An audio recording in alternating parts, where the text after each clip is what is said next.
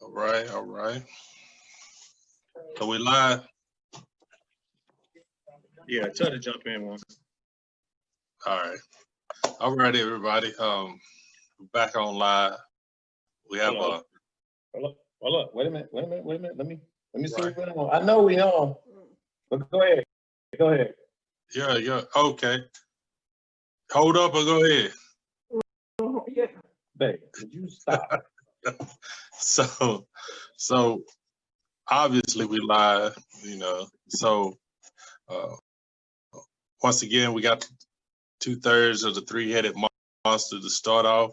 Hopefully the other third will join in as we are proceeding with what we're talking about today.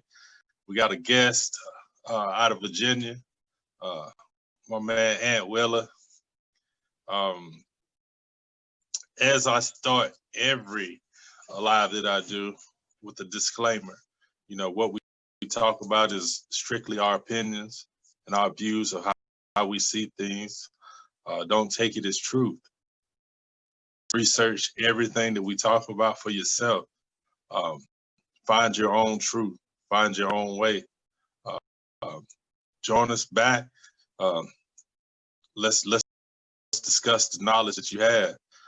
If you have questions tonight, please feel free to type into the comments. Even if you don't have a question, if you got a statement, please make a statement. Hopefully we'll get those on tonight. What's going on, B? Yeah, what's good, man? What's everybody's brother Brian, aka that Silverback. Now, today, I mean, we supposedly did this on Friday, and I apologize. My vibe wasn't right. But at the same time, I think it was the reason why I didn't. Because this topic is big, and this topic is, it's important to a certain extent. We're gonna have hopefully, King Tut jump on today so we can get a broader mindset on this. And we're gonna jump in, man. We're gonna jump in. A three-headed monster. That's what we do. Go ahead and put yourself in, man. Introduce yourself. Hey, man, just me again, man. D. Anthony, man, for out of VA. This brother invited me back again, man. The last time that we spoke, man, it was on fire. Your brother dropped some serious jewels on me. Made me think about some things. And I'm excited to be back, man. Thanks for, invite me again, gentlemen. All right, so today's topic: what is the black man's role here in America? And when I say that, I mean, I'm saying it in more ways than one. I can say black man, I can say aborigines, I can say indigenous, I can say Negro, I can say color, I can say Moorish, I can say, I can go down and list African American, because all that is grouped up into one race. That's who we are. So, so I touched everybody, so nobody can say they excluded from this particular conversation. But I wanted to dive in because it's a good topic that we need to kind of understand, because me and Ant was talking on Saturday, and he was, expressing some of how he was feeling about some of the ways that how we've been treated, especially, I think you say it was the incident that happened in Virginia, right? The police. You saying it's a black guy that got shot by two white guys? Yeah, man. The young man, the 14-year-old kid, man, who was jogging through, this whole pandemic thing, man, and this father and son confronting him, man. They grabbed their guns and stuff, and they confronted him about why he's running through the neighborhood, and they justified by saying that there's some break-ins going on in the neighborhood or whatever. But they killed the young man. Well, he's not 14; he's a little older than 14. But they killed the young man, and no charge has come about with this man. And and it goes again is that we are targeted, man.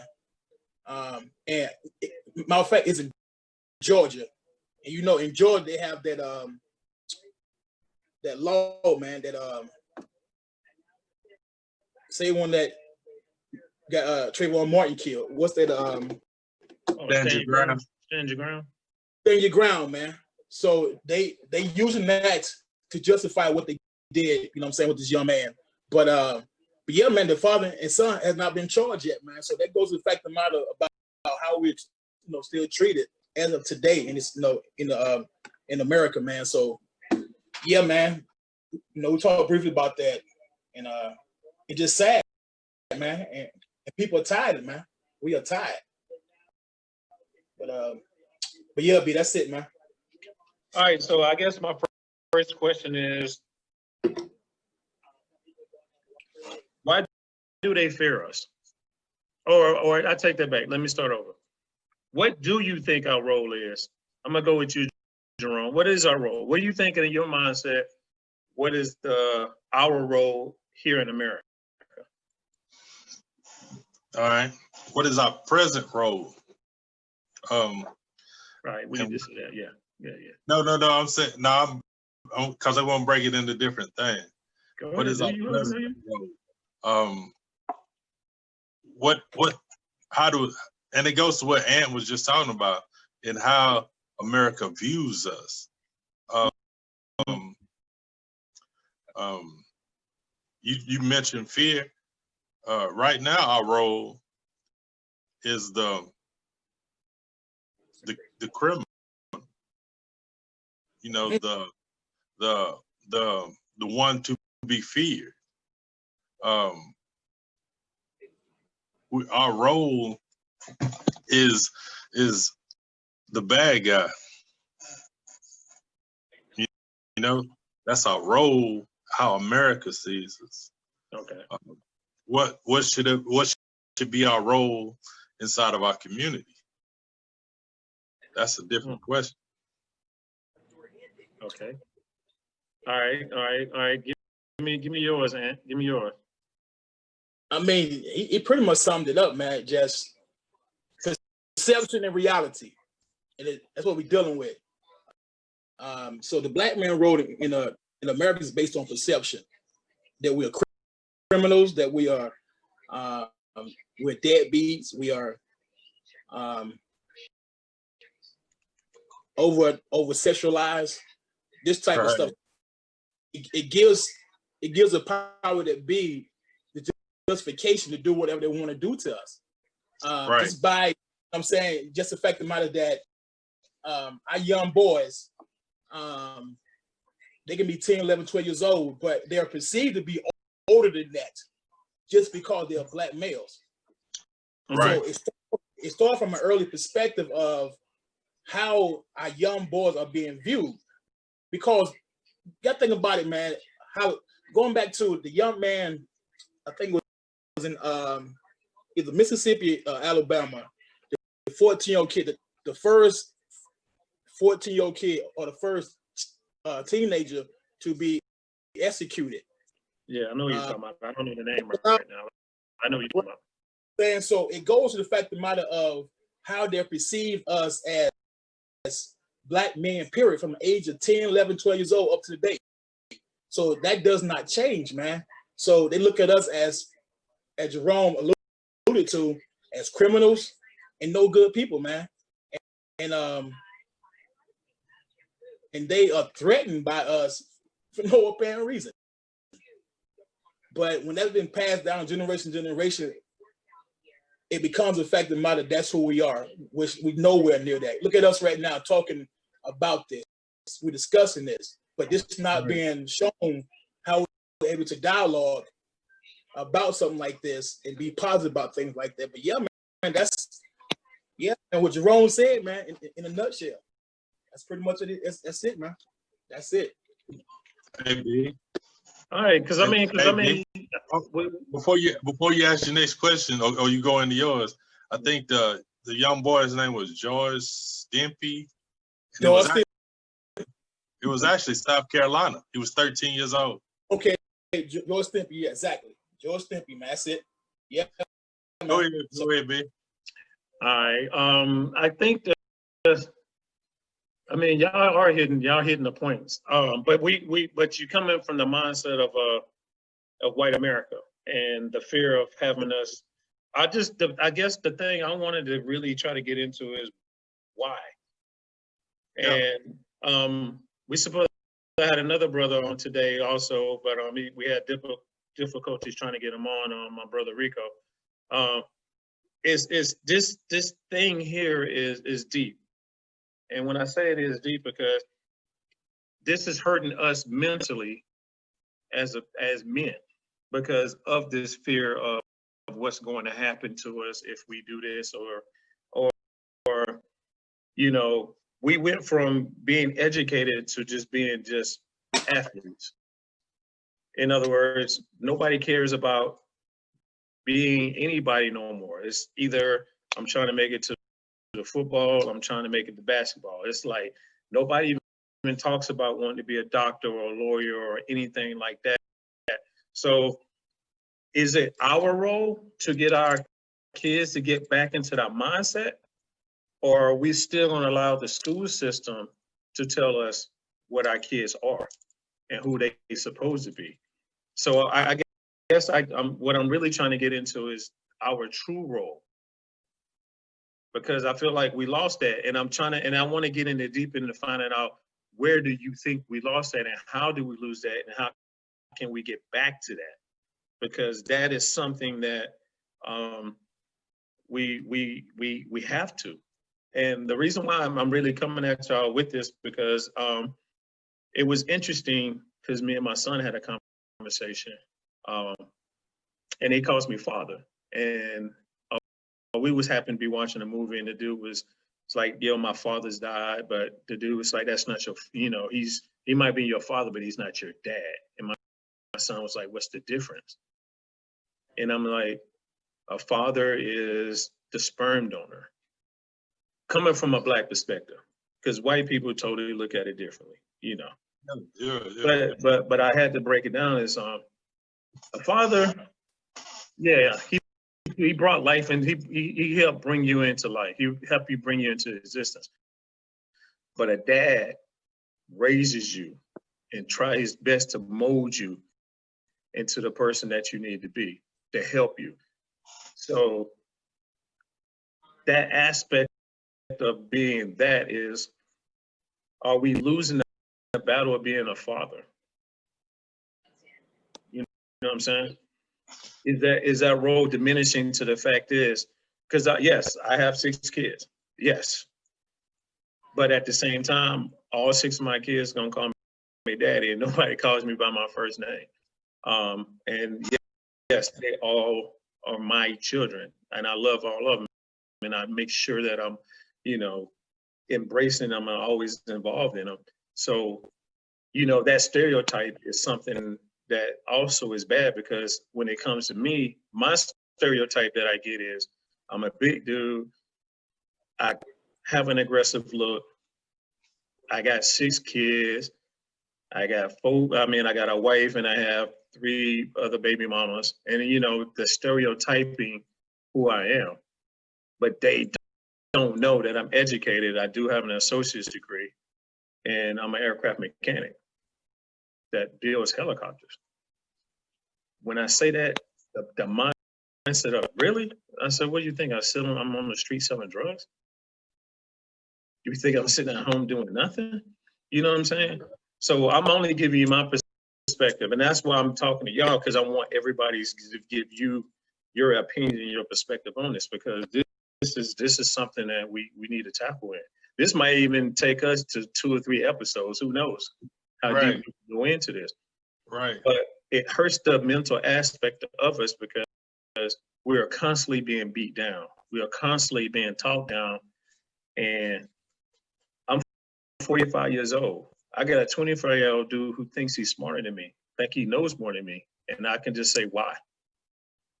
It's the privilege aspect of what he thinks, because I'm white. Right. You know what I'm saying? So we need to get back to us, because we can go back in the history, I mean, I was watching a documentary of just watching us in the 1920s, the 1930s, the 1940s, the 1950s, and how educated we were. We need to get back to that. But go ahead. Yeah. I'm sorry, y'all. You know when I go, No, man. no, I no, go, you No, good. go ahead, bro. You Go good. ahead, bro. You, Here for that you want me to go in there? Go ahead, Jerome. Go ahead, my man. Okay. Now you brought out some good aspects. Now the word father, the word dad, um, I think that's just for our generation because there's so Yeah. many fathers that are not with the mothers of their child. Because other than that, to me, it's just semantics. You know, a father to me, what I see as a father, yeah, a sperm donor, but I also see the one that set and establishes the order in a child's life. You know what I'm saying? Yeah. I think the word dad is more intimate. That's just an intimacy thing. You know what I'm saying? It's a Like, little bit more deeper, a little bit more. Right. It's got some Texture to it. intimacy to it. Yeah. But the father is like, you know, what you see on the outside, the structure part to me. And dad is how he treats you. But I think for me, when you said get back to the education part, I think the thing that hurt us the most after the 50s was integration. Integration. Is because back in the day, when you was talking about the 30s, the 20s, and the 40s, the thing was that Black people actually had community.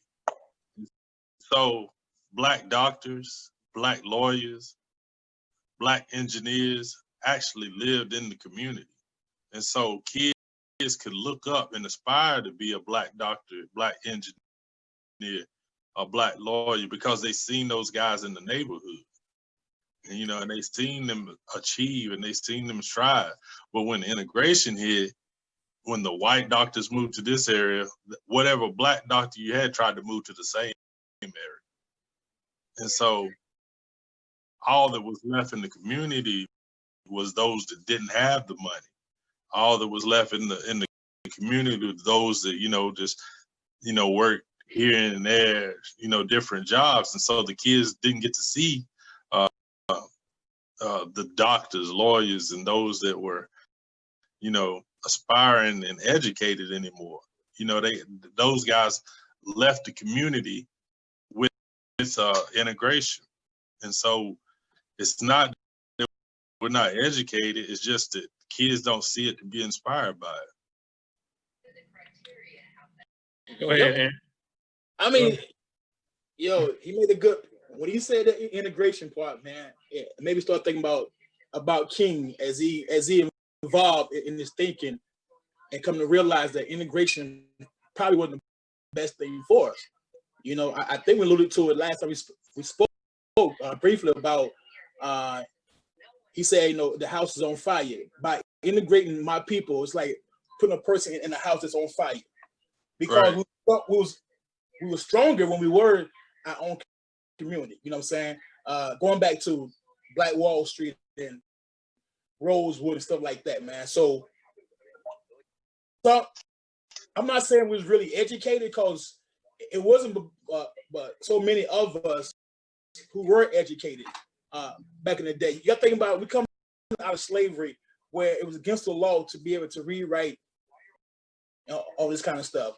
So the better time period is shortly after the Civil War, and right before the Reconstruction stuff started happening, where a lot of Black folks who were educated or starting to get educated had migrated or was already up, like places like DC, Philadelphia, places like that, where was able to educate certain people who was part of, you know, the Senate and things of that nature.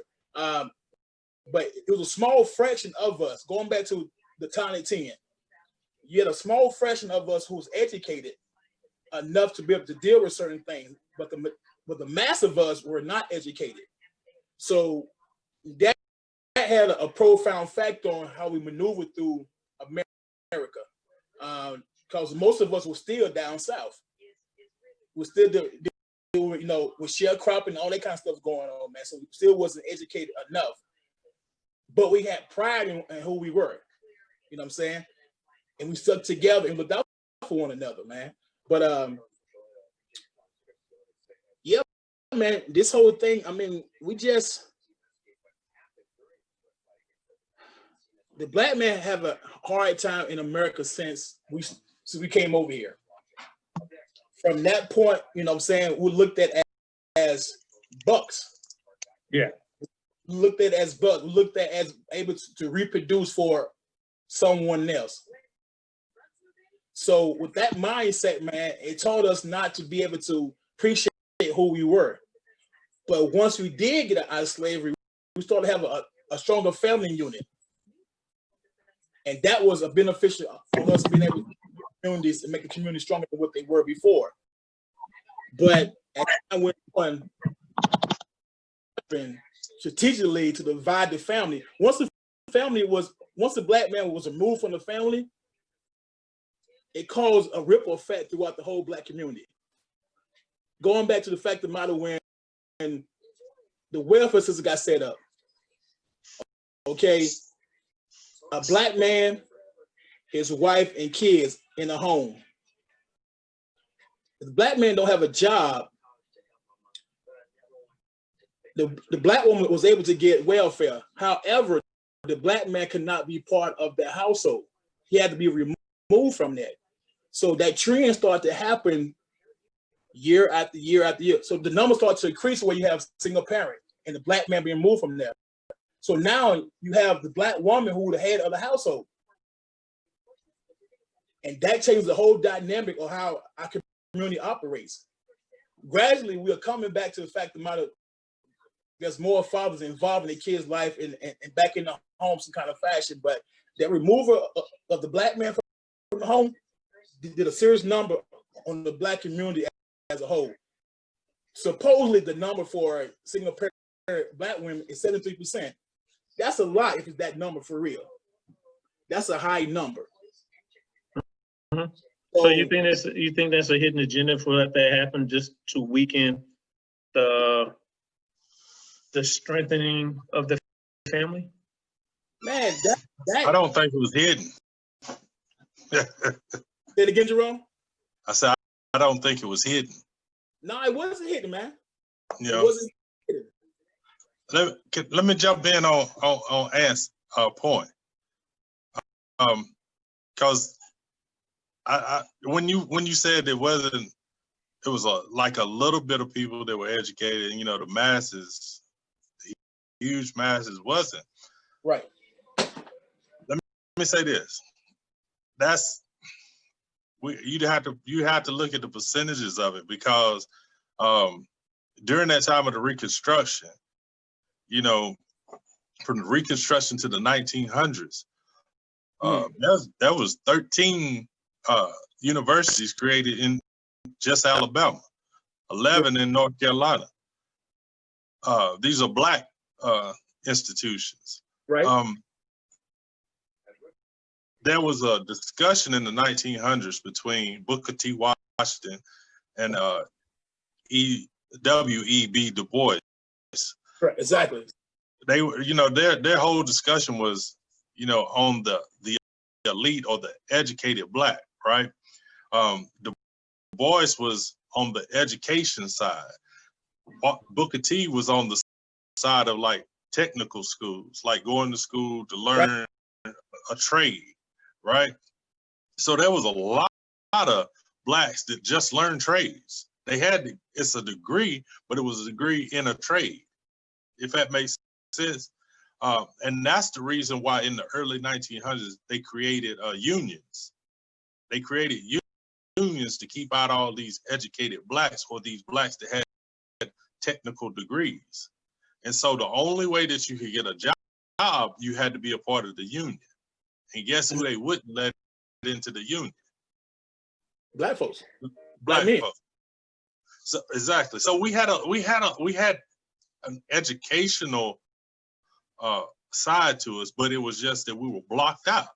Just like what you talked about with the creation of welfare to take the man out of the home. There was these systematic blockades that were placed in place to keep the black man from elevating himself in America. Right. So, and the only reason I said all that, Ant, was that I don't want us to think that, you know, education has not been a key for us, because it always has been a key for us. And that's why they keep coming up with these ways to keep us separated from the economic strength.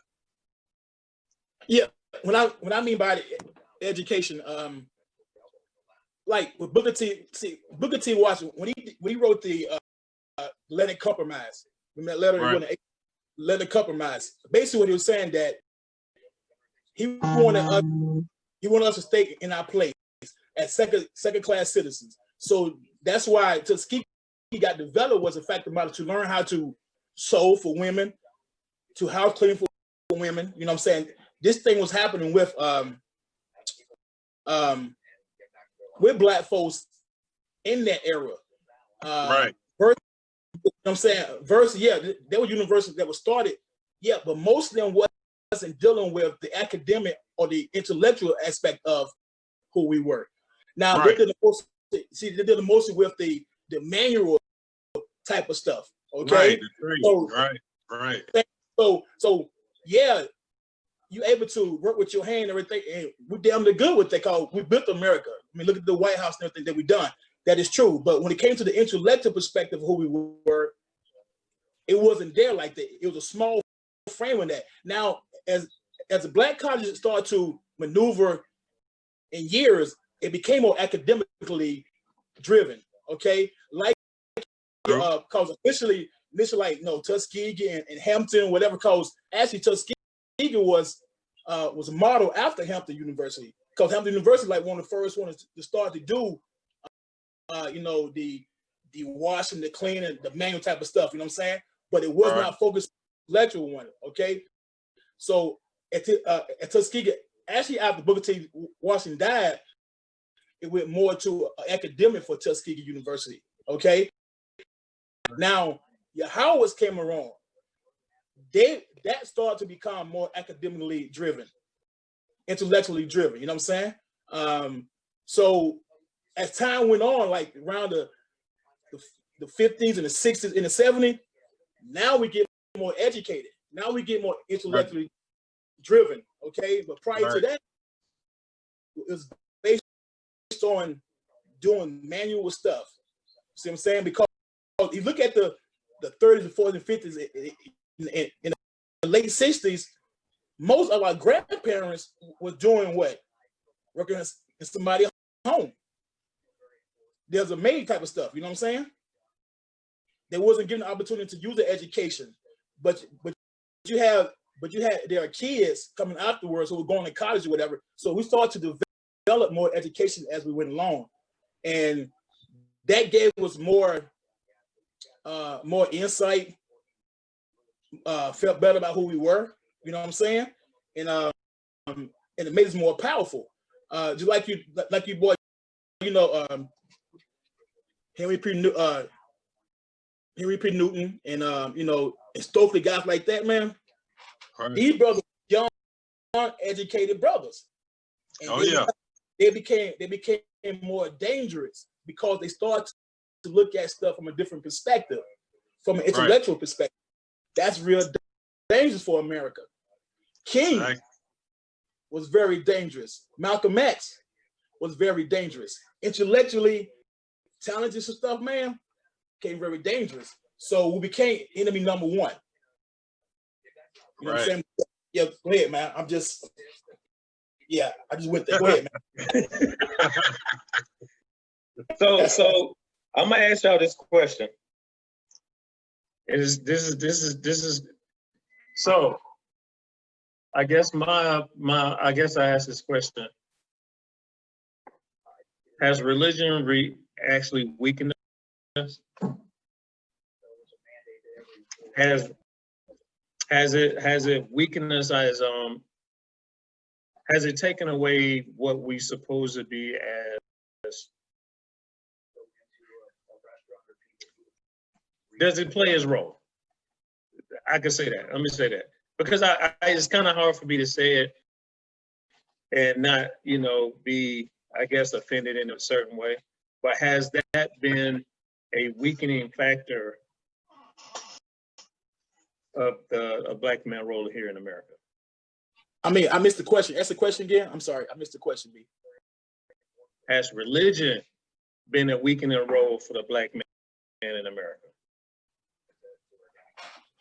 I think so.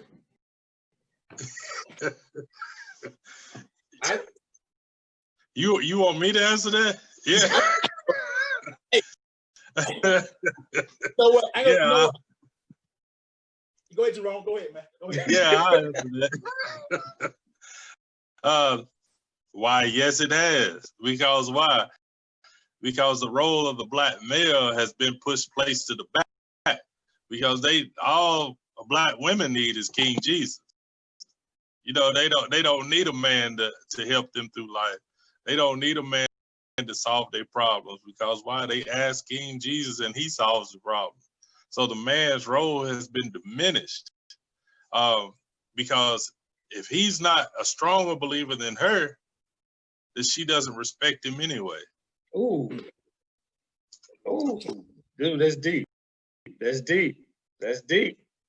Go ahead, Ant. Go ahead, Ant. You gotta look at it, man. The majority of people in church are black women. Yes. Right. The parishioners in church are black women. Look at our mothers, grandmothers, aunts, uncles, whatever. I mean, aunts and cousins, sisters, whatever. The majority of people in church are black women. Yes, And sir. the head of those churches are black men. Now, that's as far as it goes, as far as the dynamic of the black man in religion, okay? Because I had an uncle, man, you couldn't pay him to go to church. You couldn't do it. He just did not feel comfortable going into the whole church thing, man. But I think that has played a tremendous role in the weakening of the black man's role in America. Interesting. I like this because I see where we're going. And the reason I asked that question is you did make the big point of it is more females that's into the church. And like you say, it takes away I could use me as an example because I was big into the church. And the minute that I stepped away from it, me and my wife we was boom, because I didn't want to go. Why you don't want to go? Why are you listening to this? You letting that stuff brainwash you, and okay, this right here is black magic. It's so many things that I get and I just say, okay. It's just something that I wanted to do. It's something that just led me not to do it, because as much as you go into the church, it can help you if you somebody that's seriously hurting and seriously need attention. I guess I look at it as a hospital, and then once you get well, you walk away from it. But again, I'm just giving you my opinion. All right, Jerome? I'm just giving you my opinion because I know where you're going with it. All right, but Randy, I do see Randy Jackson. My bad. I see that, but that is true, because what his question was is when the mercenaries came to Africa, they had a Bible, and we had the land.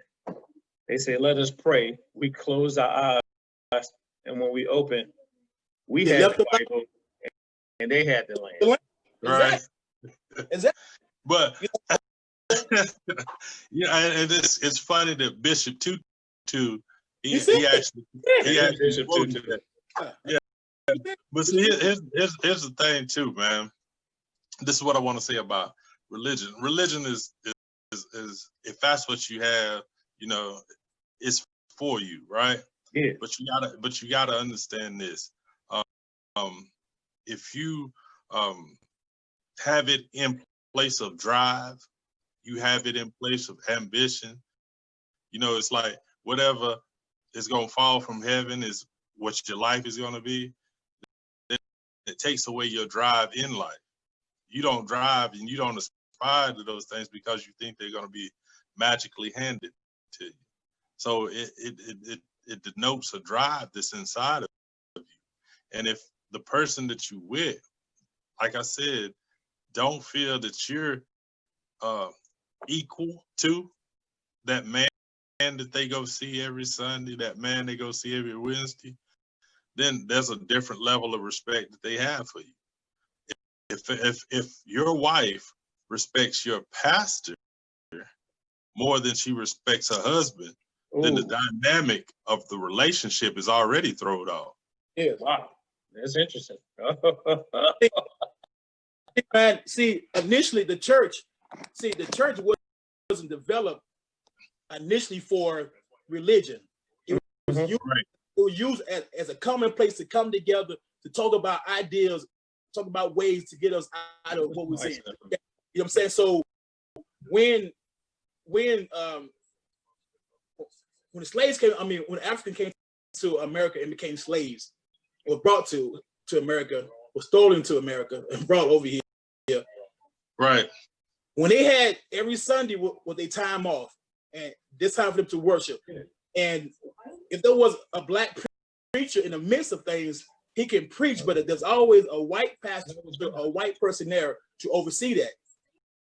So of course, as time went on, the churches were developed for a social thing, man. As far as coming together for ideals or whatever, they hid, you know, the worship and religion kind of stuff. They use that to cover up what they really there for. How can we come out of what we're in? How can we empower ourselves? How can we start jobs? How can we start, you know, schools and everything else? So the church was built for that reason there. Initially, it wasn't built on religion, man. No, it was built on social, man.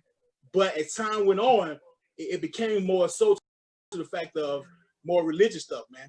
Okay, and that became, the pastor was one of the most important people in the black community.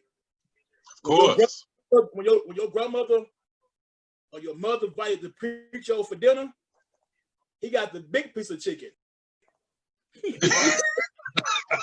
But I mean, but the reason why I'm saying that is because, I mean, we've seen throughout history that, especially Christianity, and I mean, you can actually say Islamic too, because Islam has its dark secrets too.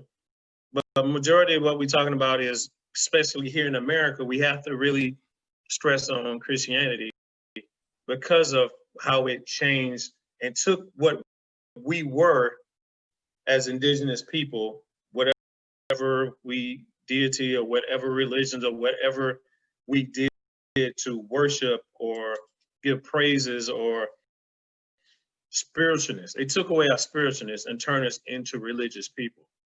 In other words, how you are, whatever you do is what you do.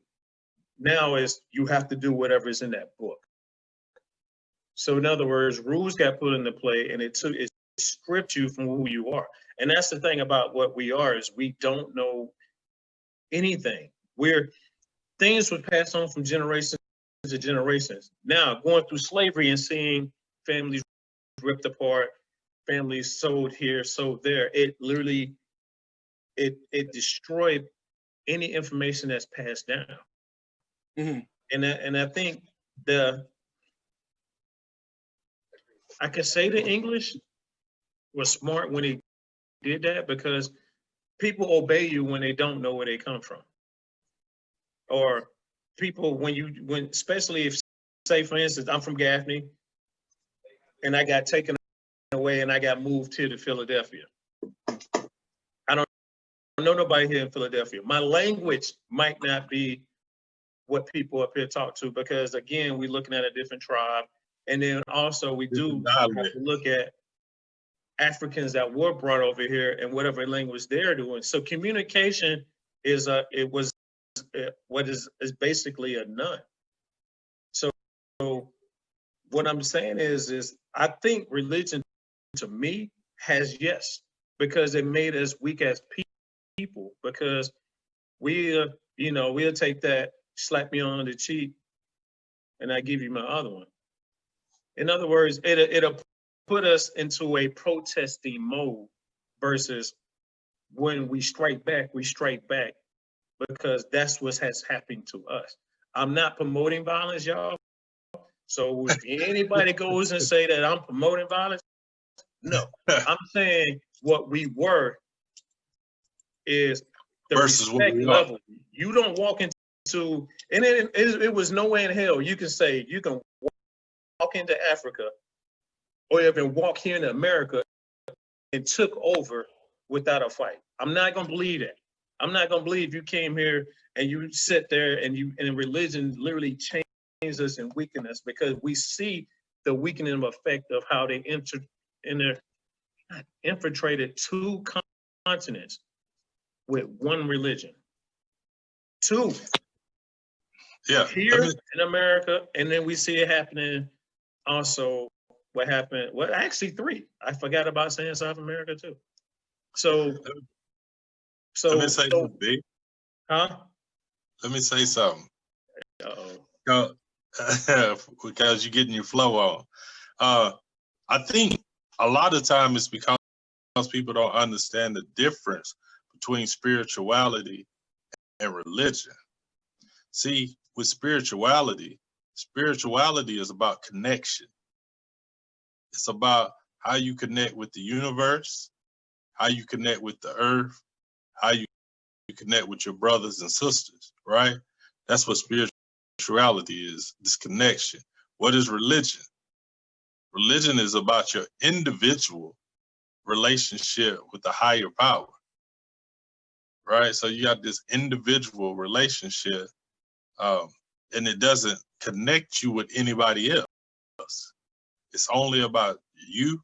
It's only about your journey. It's only about getting what you feel is right in life, right? All your blessings are what's for you is for you.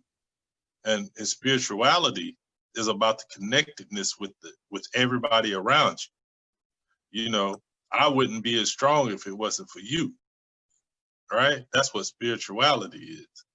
And so that's what's weak in our community, is we lost touch with what spirituality is. It's not a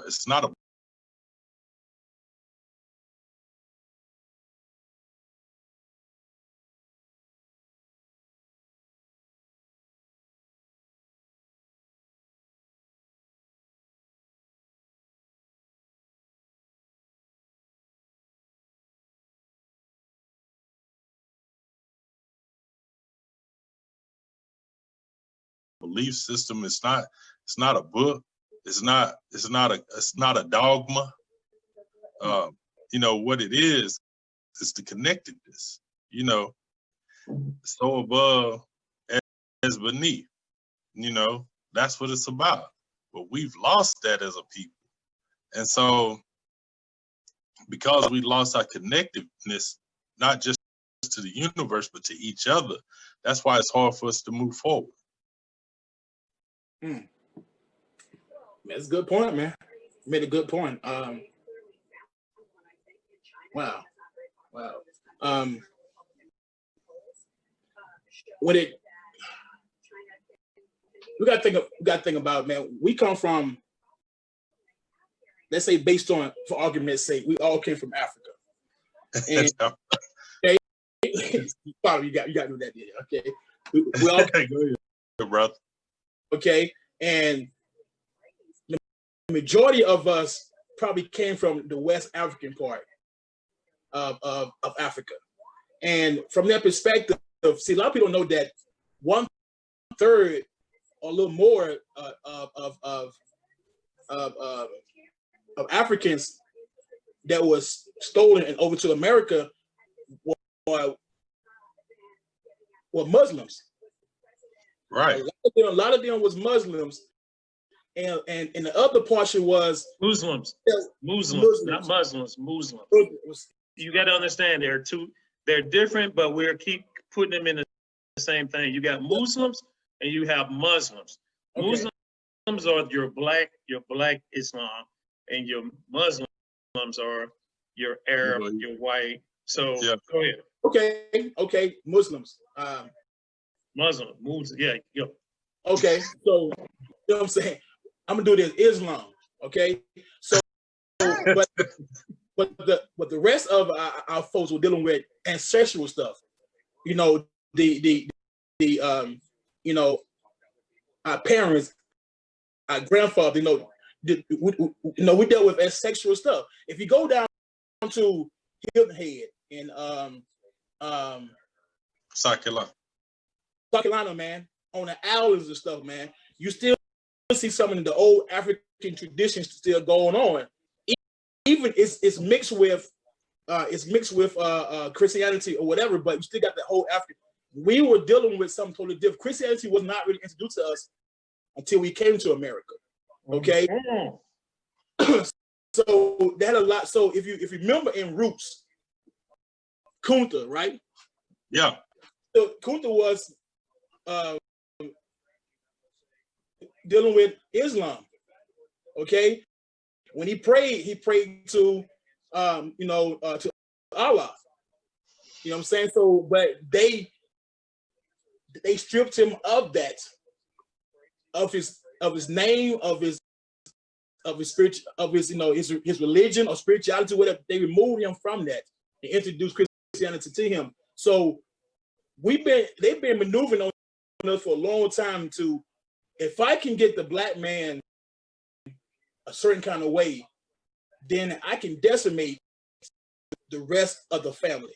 Okay, as black men, we gotta take back our position in the family.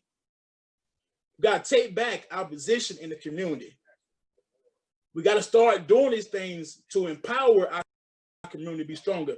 Until black men really step up, because black women been holding things down for a long time, man.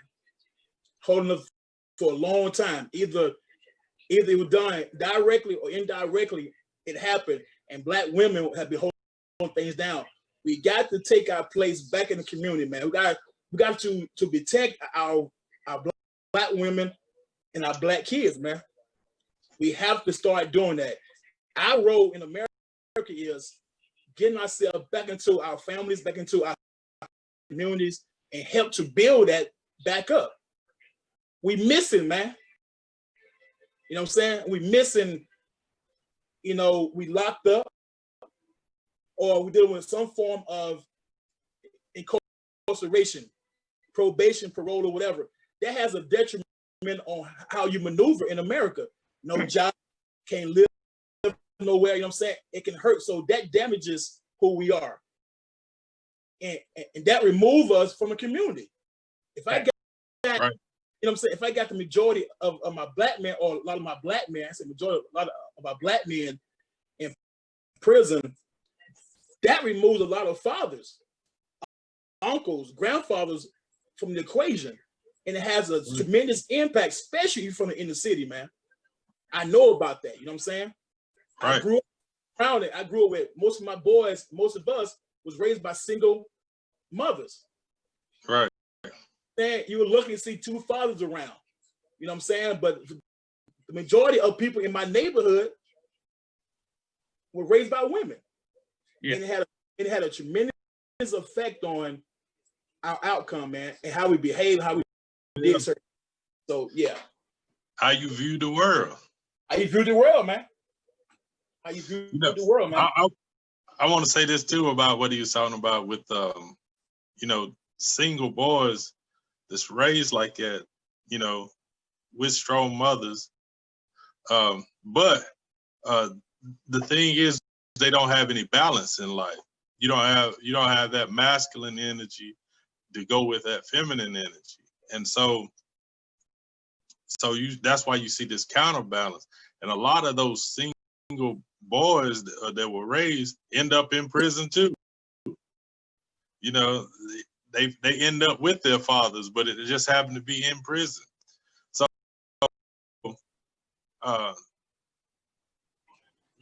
man, it's a lot. You went through a lot right there. It did. You go through rants, you just get it off your chest. Yeah, I had to. Right. It's cool. I'm gonna let you back in, B. But what I was, well, I'll just save it. I'll just save it to the next one. Go ahead.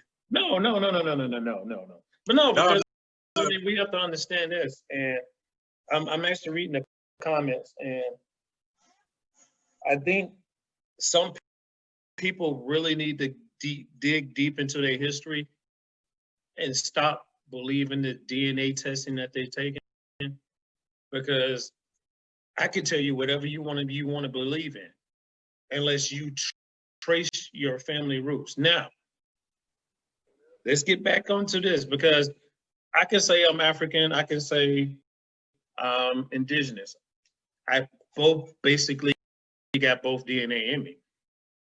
But we talking about here in America, where we were here way before Europeans got here.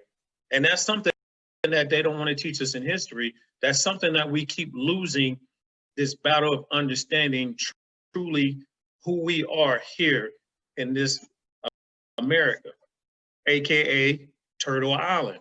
There's been books that's been written way before that tells everybody that the black man was already here.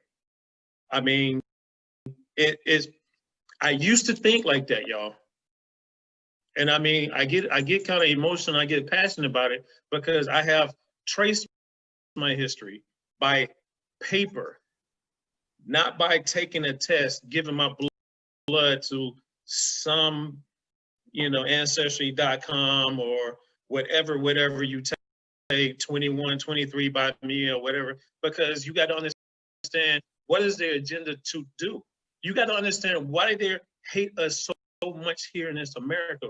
Why do they want us to go back to Africa? Or why they say they want us to go to Africa? Because this is our land. That's why they fight us so much. That's why they scared of us so much, because this is our land. And I'm not gonna let nobody tell me anything damn different. I'm sorry. Hey, B. Hey, B. Let me jump in there, because see, here's the thing, especially about DNA. With the DNA, if you read the package, it tells you it's for entertainment purposes only. That's it. It doesn't even tell you it's factual. Here's another thing. All the DNA that they have on record, how old is it? Do they have some 1,000-year DNA? Do they have some 2,000-year DNA? No, it's all present day DNA. So what you're looking at is migration patterns. Now, so here's the thing. Most of the black people in America are going to test that they're West African. You know why? Because we were taken from the Americas and brought to West Africa. And most of the people that were brought from the Americas was dumped in West Africa. That's why you have all the breaking, the castles where they brought the slaves, to where they broke the slaves down, and then they broke their mindset. See, you don't have those in the Americas. You have them in Africa. So they were brought from the Americas to Africa, broken down. Now they're purposeful slaves. So when you test the people that are in West Africa, their alleles are going to be the same as the ones that are in America. Because why? They were brought from America. I mean, that's not really hard to figure out. See, and all you have to do is all you have to do is think about it critically, like you just said. If you use ancestry.com, and I'm not tagging them or promoting them.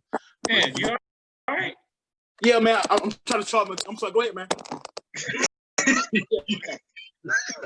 You can follow the paper trail, and you can follow it all the way back to see if you actually came off of the chips. And most people that follow the paper trail find out that their families didn't come off of ships, that their families were already here in the Americas, actually own things, and that's what you'll find. So it's not about hoping and wishing.